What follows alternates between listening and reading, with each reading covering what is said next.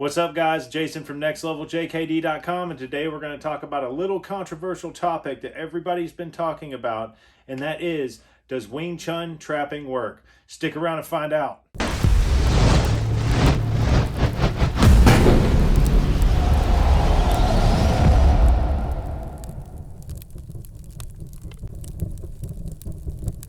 What's up, everybody? Today we're here to talk about, does trapping work?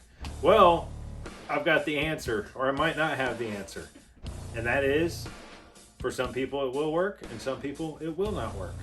And that all depends on you. So basically, trapping is something that is for close range that I would find very useful for security type work, needing to remove people from a bar. If you were to be close in that range with someone, you would learn how to stop them and trap them up and put them in a position to where you are in a better position, but they are not. So whether it leads from trapping to locking, whatever. So the first thing about trapping is not something that I would just be able to show you one time and say, go use it in sparring. If that is how people are teaching their students, you're teaching them wrong. I'm sorry. You've got to have steps to learning all of these things. So your first step is going to be, you're going to learn that trap. Okay, and what I mean by learning that trap is, Richard, can I get you out here real quick? So basically, one of the traps that I think would be the best, one of the easiest traps for somebody to learn would be if we're standing, just say right lead to right lead for right now, and he was to go to throw a jab, and I might go up here to intercept this.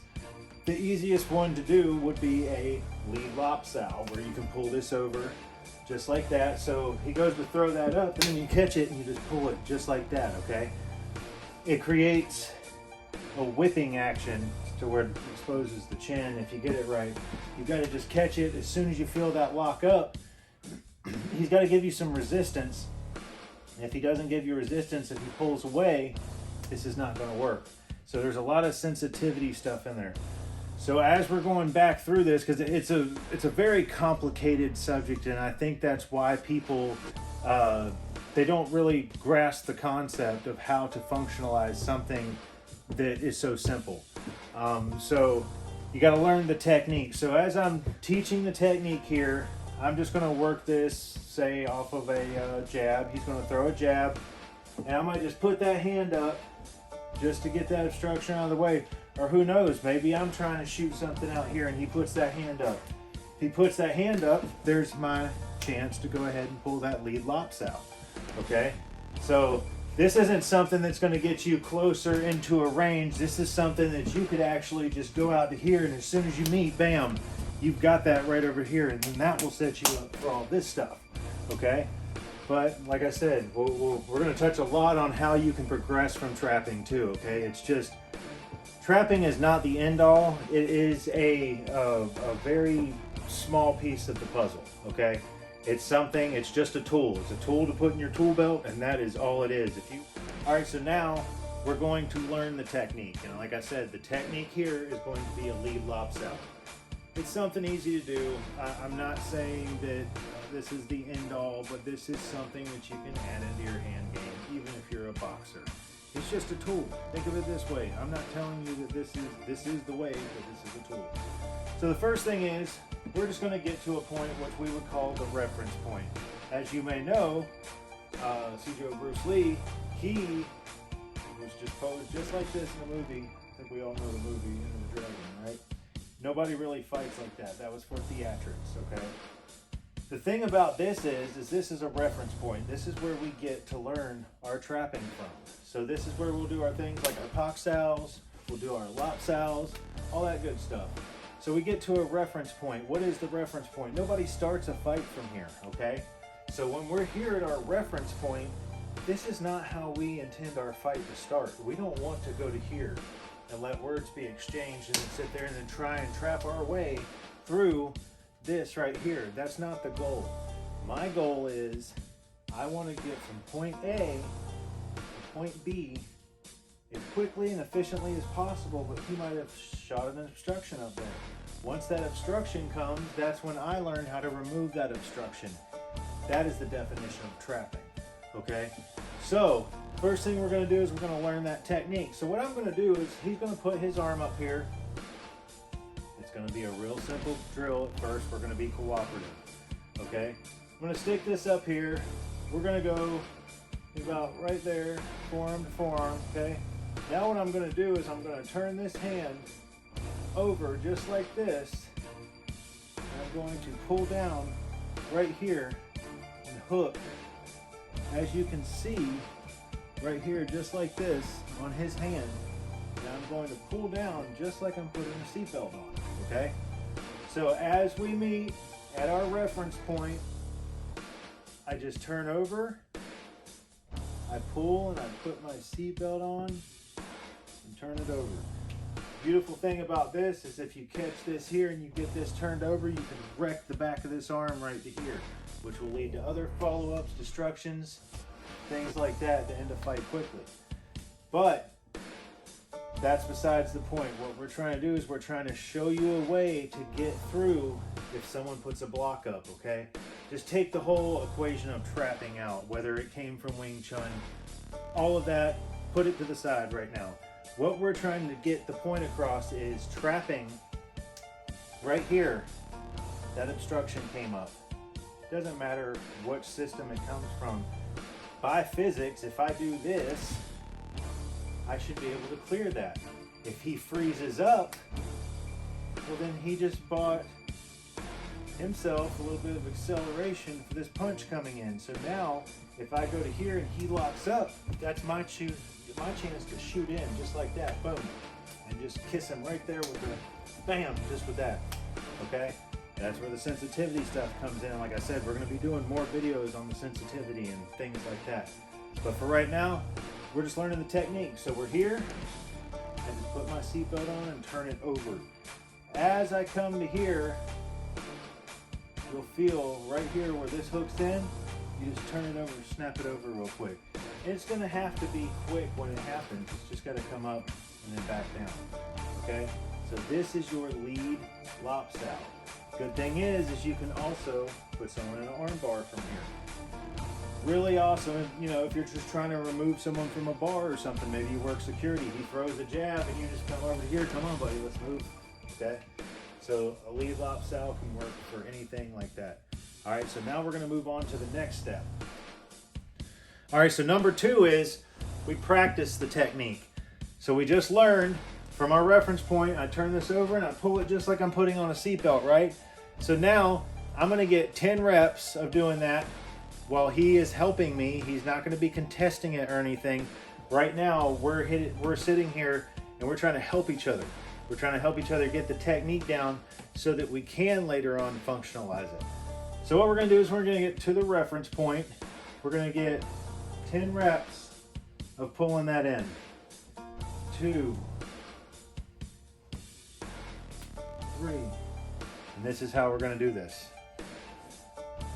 until you get better at it. And you start picking up the pace and the intensity. Okay. And then now your partner's gonna get 10 reps.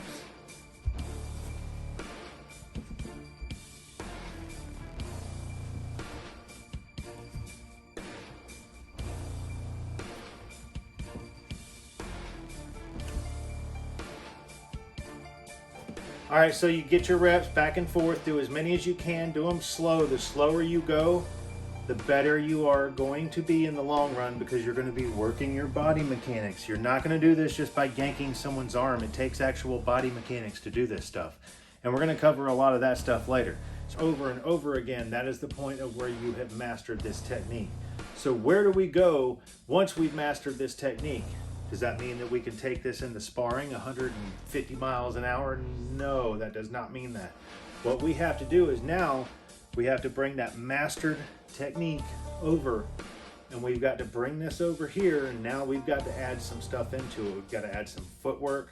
We've got to add some, basically a sparring aspect to it now. So let's talk about functionalization for a minute.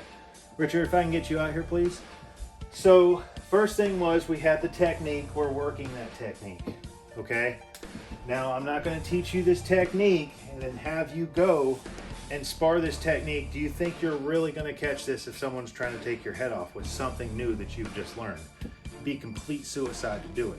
So what we got to do is we got to get in here and we got to just start it, take it to a point where you are going to be comfortable doing this. It doesn't matter if he starts throwing that punch and I need to back up a little bit and move in. Now we're going to start adding some footwork into here. Boom, boom. See how when I hit here and then I do that, I'm keeping that gap from happening. What I want to do every time a trap is done, I want to get in there and I want to close that gap because this is for close range.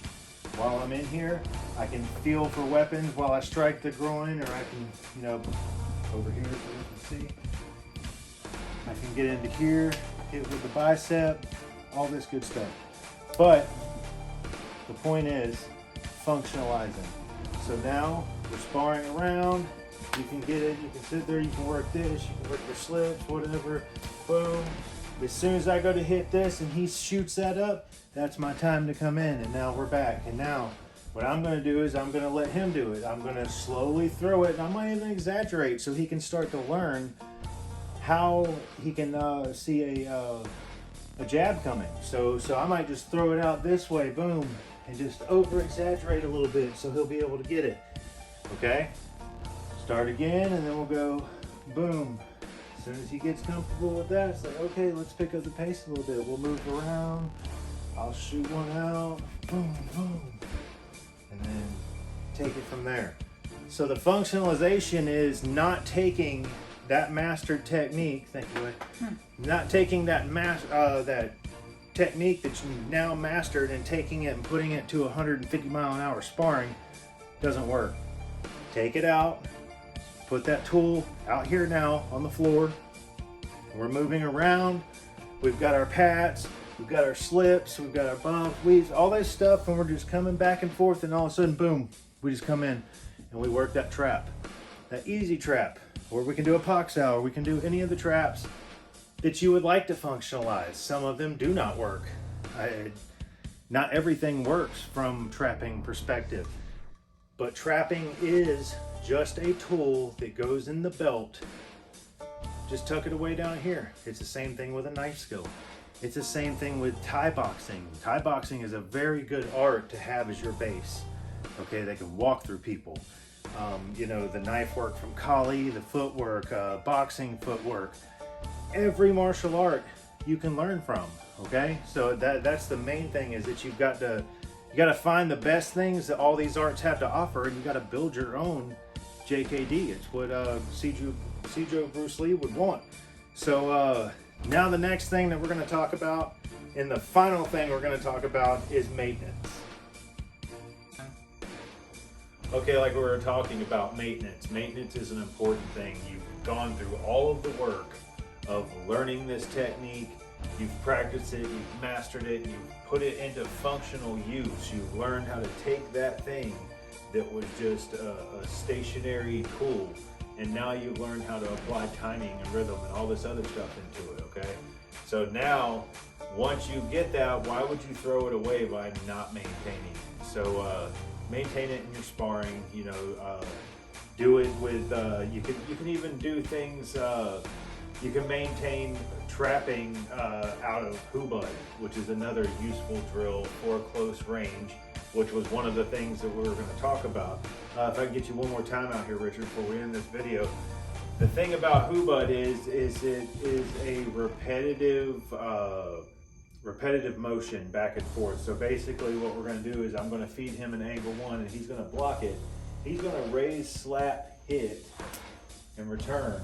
And now we have this repetitive motion. This stuff right here is just a nice little easy drill that we're doing back and forth, which is going to give us a sensitivity drill, which means we can do our lopsal right out of it. So it's a really good tool, hubud is a really good tool to be able to sit here and work those traps out of it and then go back into a flow. So here's this flowing. There's my trap, boom, and then we're back into it. Boom, back into flow. Okay, just like that. All right, so hubud is a very good tool. It That's a tool. Use that tool to take, and then you can use that to make your trapping live.